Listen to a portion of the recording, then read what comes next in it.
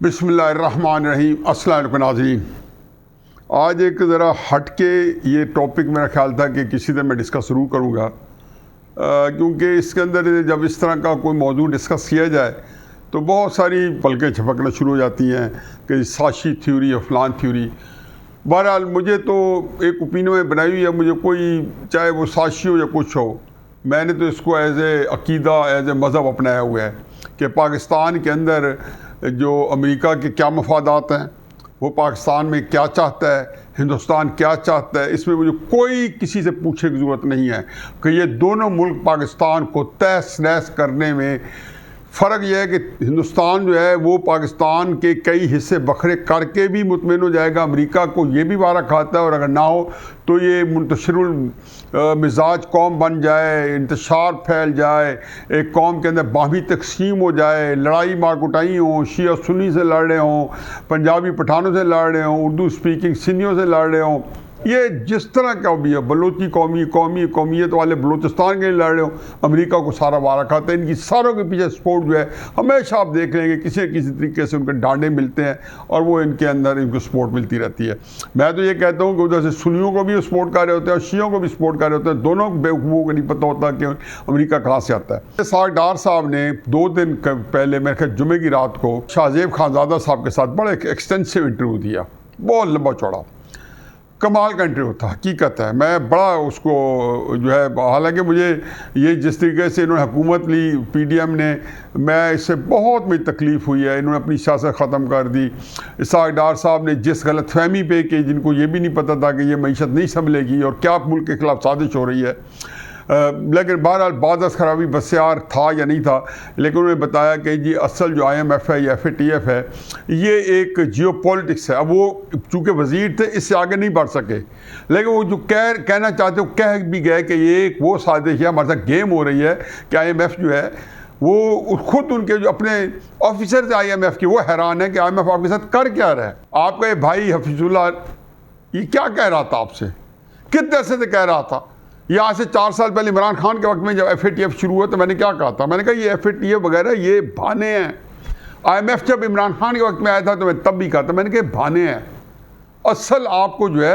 انہوں نے آپ کو شکنجے میں کس کے رکھنا ہے۔ بہرحال اور اس کے بعد اکانومی کو سے آپ کا پورا ایک کوئی ڈیفالٹ ہو جائے، کیوس ہو جائے، افراتفری ہو جائے، لوگ گھر سڑکوں پہ نکل آئے، یہاں پہ خانہ جنگی ہو جائے۔ اس کے بعد انہوں نے آپ سے جناب سے یہ کہ آپ کی آرمی انڈرمائن ہوگی جو کرنا چاہتے تھے، اور آپ کو ڈی نیوک کرنا، آپ کو ایٹمی آپ کے اتنے جو ہتھیار ہیں اس سے محروم کرنا، یہ امریکہ کا پرانا ایجنڈا ہے جس کو کئی دفعہ سطح پہ لا چکا ہے، اور پھر وہ نیچے سے زیر زمین چلا جاتا ہے جب دیکھیں کہ بات نہیں بن پا رہی۔ اب یہ سارے بیک گراؤنڈ کے بعد میں آپ کو جو بات بتانا چاہتا ہوں، عمران خان صاحب نے جو 1 سال سیاست کی ہے، اور اس سے پہلے باجوہ عمران خان اور فیض حمید نے جو 5 سال عمران خان صاحب اور تینوں نے مل کے جو سیاست کی ہے، اس کے اندر کیا تھا؟ آیا اس کے اندر ایک سیاسی افراتفری نہیں تھی؟ جب نواز شریف کو ہٹایا گیا تو آیا سی پیک بند کرانے کا کتنی دفعہ میں نے کہا تھا؟ جب سی پیک 2015 میں ہوا تھا، شروع ہونے ہوا تھا عملی جامہ پہنانے کے لیے ایکسٹیوشن میں آیا تھا، تب میں نے کہا تھا کہ امریکہ اس کو نہیں چھوڑے گا، اس کو بند کرا کے چھوڑے گا۔ اپنے کالمز میں لکھا، بار بار لکھا، بتایا کہ یہ امریکہ اس کو نہیں چلنے دے گا، اور چین کے لیے کتنا اہم ہے اس کی میں کئی وجوہات بتائیں کہ 13 ملین بیرل یومیہ تیل بحیرہ ہند سے لیتا ہے امریکہ کی فوجیں، بحیرہ ہند میں اتنی زیادہ موجود ہیں کہ ان کی 60% اس وقت میرینز جو ہیں یہ گلف کنٹری سے لے کے اور ساؤتھ چائنا سی کے درمیان تک، اور آسٹریلیا اور نیوزی لینڈ فلپائن کے درمیان میں موجود ہے، پورا بحیرہ ہند انہوں نے کور کیا ہوا ہے۔ چین کی ساری گزرگاہ یہ ہے تیل کی، چین کو چاہیے گوادر سے چین کو چاہیے تیل لے جانا، کم از کم 1 ملین بیرل جو ہے وہ لیتا جائے تاکہ اس کی ایمرجنسی کی نیڈ جو ہے پوری ہوتی جائے روزانہ کا۔ اور میں نے ہمیشہ یہ کہا کہ یہ سی پیک جو ہے یہ اکنامک کوریڈور نہیں ہے، یہ اسٹریٹجک کوریڈور ہے۔ بہرحال پھر ہم نے دیکھا کہ نواز شریف کو ہٹا کے سی پیک بند ہو گیا۔ اب اس میں جو کام ہوئے وہ یہ 2 کام ہوئے۔ ایک کام یہ ہوا کہ پاکستان کے اندر سیاسی بحران آیا، اور سیاسی بحران کا مطلب یہی ہے کہ امریکہ جو چاہتا ہے، امریکہ یہ چاہتا ہے جی کہ کسی طریقے سے پاکستان جو ہے چین کے لیے ناقابل استعمال ہو جائے، تو یہاں پہ اگر خانہ جنگی رہے گی، افراتفری رہے گی، ظاہر ناقابل استعمال رہے گا۔ ہندوستان کیا چاہتا ہے کہ پاکستان کی افراتفری ہو، تقسیم ہو، تو کشمیر کے اوپر پاکستان اپنا کلیم کرنا بند کرتے، وہ بھی ہو گیا۔ یہاں پہ ذرا رک جائیں۔ اب اس میں دو رائے نہیں ہے کہ امریکہ کو پتہ تھا کہ سی پیک اس وقت خود بخود بند ہوگا، ان کو یہ چکمہ دیا گیا کہ اس سے آپ کو حکومت مل جائے گی، سی پیک آپ کے کنٹرول میں آ جائے گا، آپ مزید طاقتور پاکستانی جرنیل ہو جائیں گے۔ اب جو میں بات کرنا چاہ رہا ہوں بڑی اہم ہے، یہ بات سارا بیک گراؤنڈ بتانے کے بعد اس کی کئی جہتیں جو میں کروں گا، اس میں جو ہماری آئی ایس آئی کا چیف ہوتا ہے، اس میں بھی امریکی بہت عمل دخل ہوتا ہے۔ اس کے اندر میں بہت ہی آرٹیکل پڑھ چکا ہوں، کئی امریکن جرنلسٹ کا آرٹیکل جو کہ سی آئی اے کے ساتھ جن کے بڑے گہرے روابط تھے، ان کے اور آئی ایس آئی کے بڑے گہرے روابط تھے، تو ان کی میں اکاؤنٹس جتنے پڑھے ہیں اس کے اندر تقریباً وہ سی آئی اے کے یہ جو جرنلسٹ ہیں، جو سی آئی اے کے ساتھ جن کے رابطے ہیں، وہ فیل ایٹ ہوم ہوتے ہیں آئی ایس آئی کے اپارا آفس جا کے۔ جب یہ عمران خان صاحب یہ اترے تو ہمیشہ امریکہ جو ہے، اب نواز شریف کو جب اتارا تو عمران خان صاحب کو سپورٹ کیا ہوگا۔ عمران خان صاحب کو اتارنے میں انہوں نے یقیناً باجوہ صاحب کو تھپکی دی ہوگی کہ تم آؤ اور اس کے بعد ایکسٹینشن لو اور اقتدار خود سنبھال لو، جیسا کہ جنرل ضیاء الحق صاحب نے سنبھالا تھا، مشرف صاحب نے سنبھالا تھا، ایوب خان نے سنبھالا تھا، اور اس کے بعد ہم یہاں منمانیاں کریں پاکستان کے اندر۔ اب یہ جب دیکھا کہ باجوہ کو اب تقریباً 3-4 مہینے بعد دیکھا کہ پی ڈی ایم کی حکومت جو ہے وہ باجوہ کو ایکسٹینشن دینے کے بارے میں کوئی 100% قسم قرآن کے ساتھ وعدہ کرنے پر تیار نہیں تھی۔ زبانی کلامی تو باجوہ صاحب کے سارے بندے اپنے تھے، شہباز شریف صاحب بھی اسٹیبلشمنٹ کا آدمی، خواجہ آصف بھی اسٹیبلشمنٹ کا آدمی، زرداری صاحب بھی اسٹیبلشمنٹ کے آدمی، یا ان کو ناراض کرنے والے، تو انہوں نے شروع میں ہر ایک کوشش کی کسی کا چیف بن جائے، کسی کا کوئی بن جائے۔ اچھا، باجوہ صاحب بھانپ گئے تھے تقریباً اگست سپٹمبر میں، اور یہ امریکی بھانپ گئے تھے، ان کی اطلاعات چونکہ ان کی بڑی ہوتی ہے انٹیلیجنس۔ انہوں نے پہلے ہی باجوہ صاحب نے جنرل فیض حمید کو، یہ ایک اور سٹوری ہے جو اس پہ گائے بغیر ہم روشنی ڈالتے رہیں گے، وہ نے عمران خان صاحب کے ساتھ لگا دیا جنرل فیض حمید کو۔ اچھا، عمران خان صاحب میں کیوں کہتا ہوں کہ اس کی میں اسٹرینتھ بھی بتاتا ہوں کہ اس نے میڈیا بڑا اچھا استعمال کیا، اس نے بڑی جارحانہ سیاست کو ایک نیا رنگ دیا، زبردست طریقے سے، اس کی اسٹرینتھ ہے۔ اور میں ہمیشہ کہتا ہوں کہ سیاسی حکمت عملی، سیاسی پلاننگ، یہ اس میں عمران خان صاحب دولت شاہ کا چوہا ہے۔ میں اس لیے کہتا ہوں کہ یہ بات وضاحت کے لیے، کوئی تضحیق کے لیے نہیں کہہ رہا ہوں، اس کا چڑیا جتنا دماغ ہے عمران خان صاحب کا۔ جس احمق کو یہ بات سمجھ نہ آئی ہو کہ ایک لیفٹیننٹ جنرل جو کور کمانڈر ہے اور وہ آپ باجوہ کو گالیاں دے رہے ہو اور پھر بھی رابطے میں ہیں، تو اس کو یہ خیال ہے کہ باجوہ کو اس کا کوئی پتہ نہیں ہے۔ یہ بات مجھے ایک آئی ایس آئی کے کرنل نے بتائی تھی، یہ کوئی تقریباً جون جولائی کے اندر،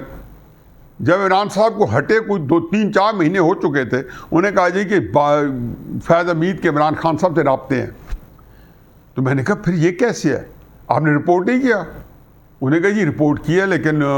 میرا خیال ہے کہ کوئی نہ کوئی ایکشن ضرور ہوگا۔ یہ تو کرنے کے لیول تک کی بات ہے، لیکن جنرل صاحب اس وقت جو ندیم انجم صاحب اس وقت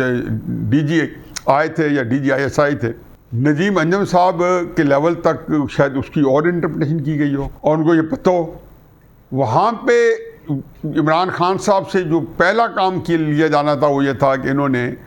ان کو یہ منوایا کہ باجوہ صاحب کو ایکسٹینشن دی جائے۔ عمران خان صاحب نے ایکسٹینشن دی نا، یہ کس نے منوایا تھا؟ یہ ان کو فیض حمید نے منوایا تھا۔ فیض حمید نے کہ باجوہ صاحب کا اندر سے اس طرح کا کوئی گٹ چھوڑ ہوگا کہ میں جب مجھے ایکسٹینشن ملے گی میں تمہیں 1 سال کی ایکسٹینشن دے دوں گا، کیونکہ نگران حکومت ہم قائم کروا لیں گے عمران خان صاحب کے پریشر میں۔ اور اس کے لیے انہوں نے پورا پریشر ڈالنا شروع کر دیا، نیچے پرویز الہی کو حکومت دے دی، باجوہ صاحب نے دلائی پنجاب کے اندر۔ آپ کو پتہ چل گیا نا۔ اچھا،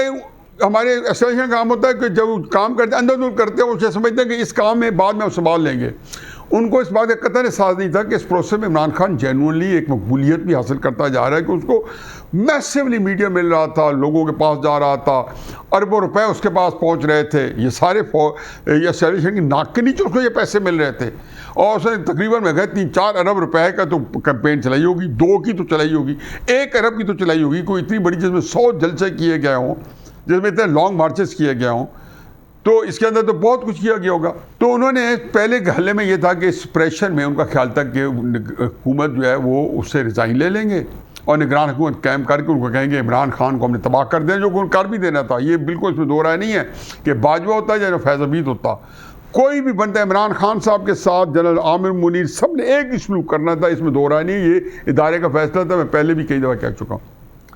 اب جب دیکھا آخر دوران میں اگست سپٹمبر پتہ چلا کہ یہ تو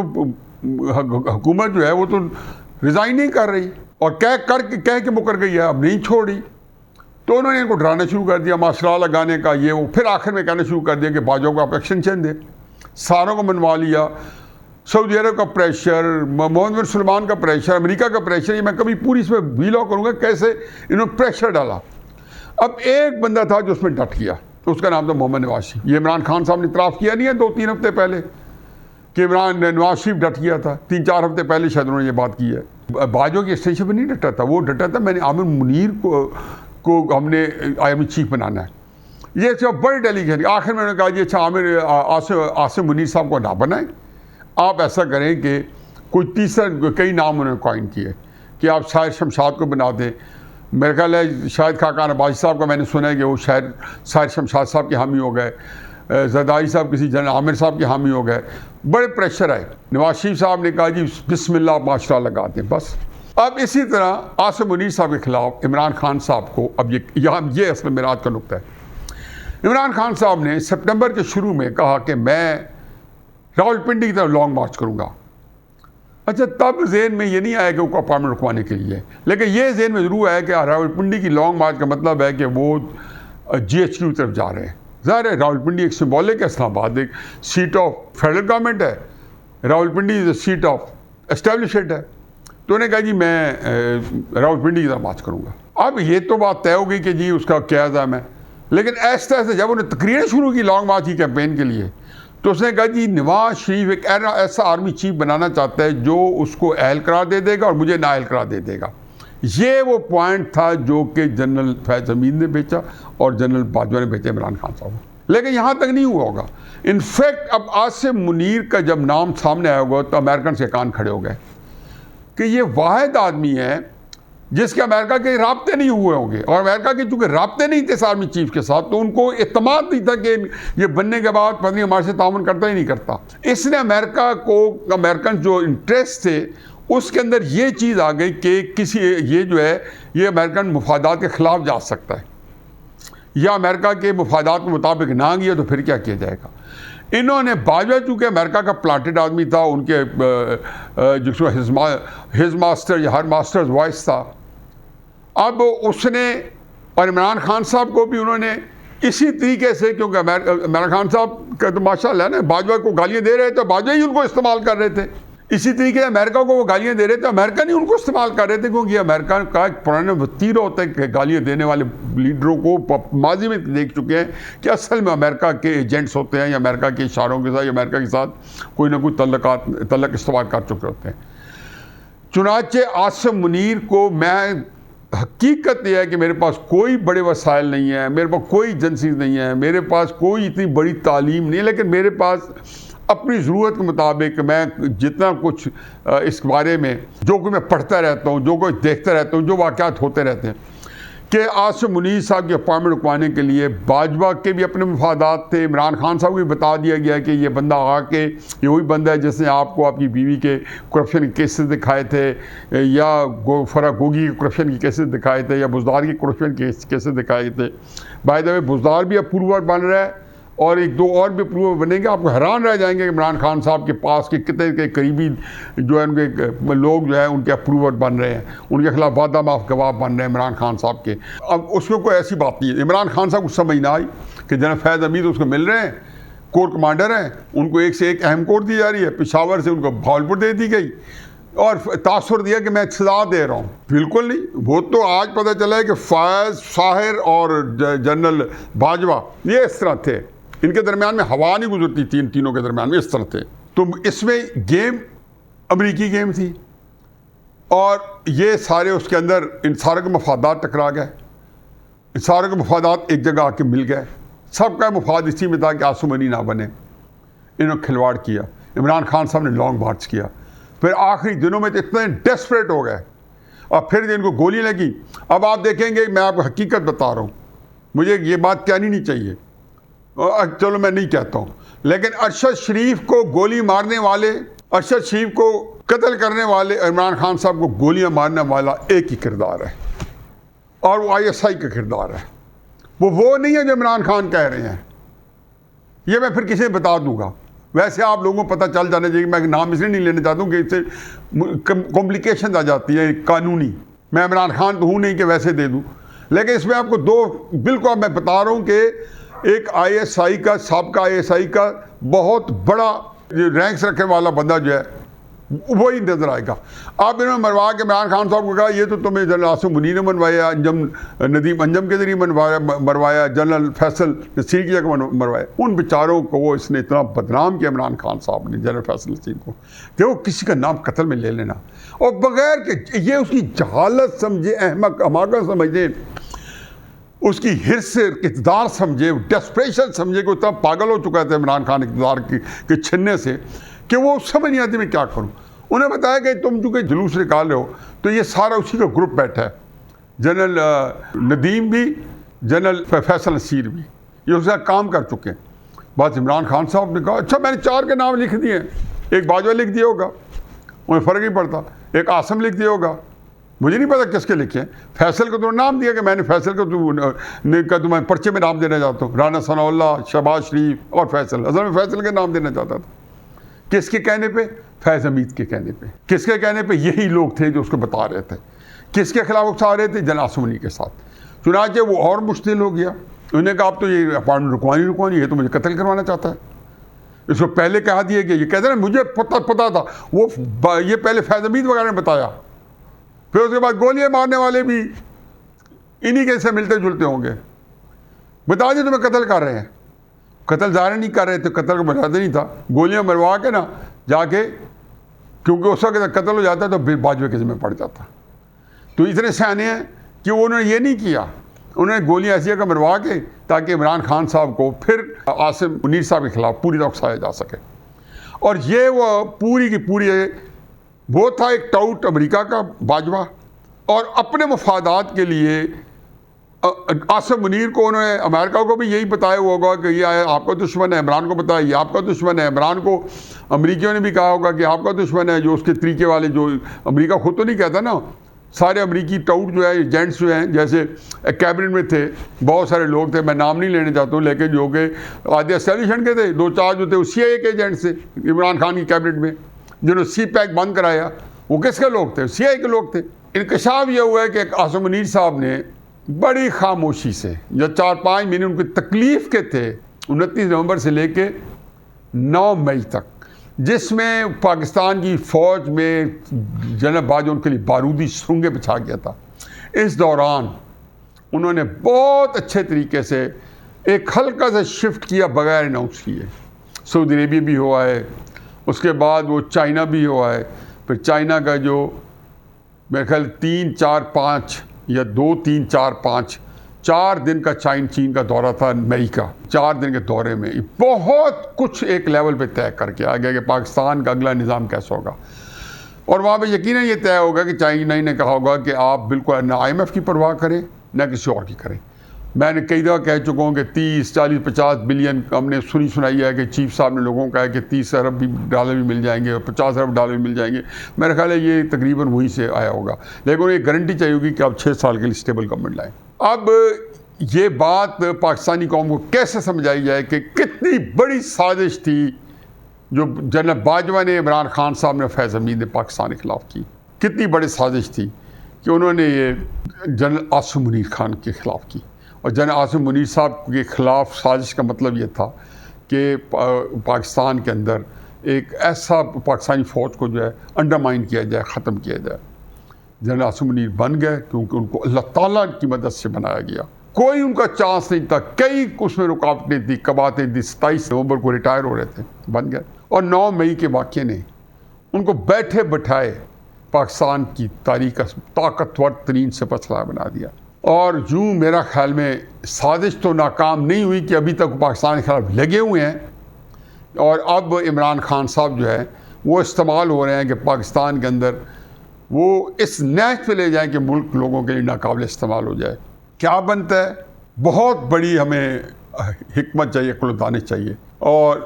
اس کے لیے فہم و فراست کے ساتھ کام لینا ہوگا، اور بہت صبر کے ساتھ کام لینا ہوگا. بہت ساری چیزیں جو ہے گنجلا کے ان کو سلیقے سے حل کرنا ہوگا، گتھیاں سلجھانی ہوگی. شاید پاکستان ٹھیک ہو جائے، لیکن یہ وہ سازش ہے امریکہ کی جناب باجوہ کے صاحب کے مل کے آصف منی صاحب کی اپائنٹمنٹ رکوانے کی. وما علینا الا البلاغ.